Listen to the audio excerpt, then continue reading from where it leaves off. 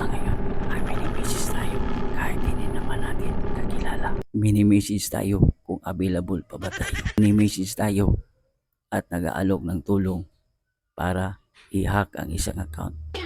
Mga hacker na nag-aalok ng tulong o mga hacker na nagpapain ng kanilang mga link para ma-hack ang ating Facebook account. Kaibigan, ituturo ko po sa inyo kung paano hindi ma-message sa mga ibang tao na hindi natin kakilala.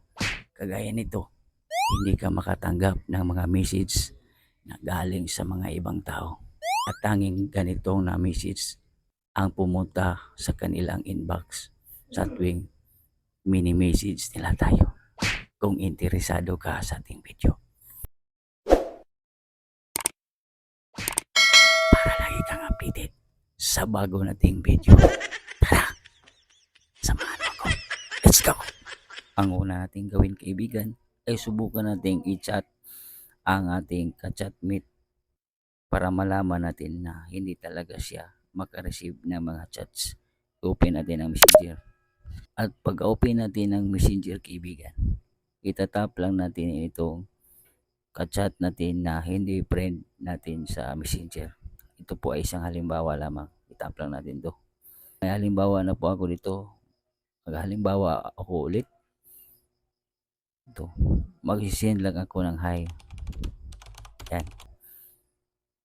Ang sabi pa dito, kaibigan, this account can't receive your message because they don't allow new messenger request from everyone.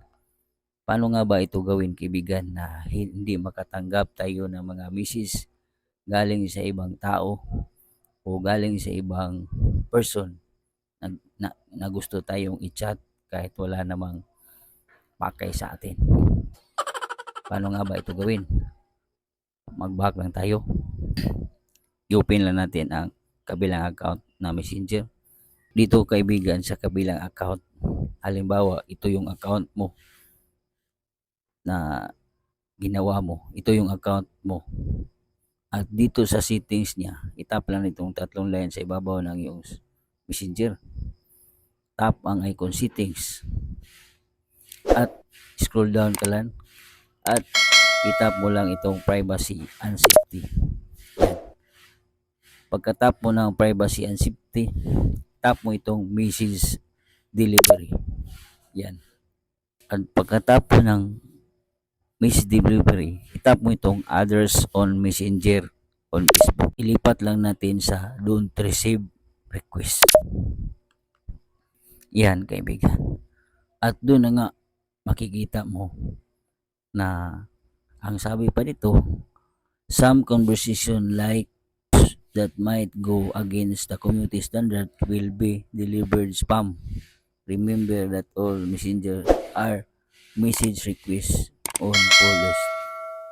At sa mga tao nagme-message sa atin na wala namang dahilan, mini-message lang tayo, payo ko dyan ay utangan nyo para matigil na ang kanilang pag-message. Ganun lang yung, kaibigan.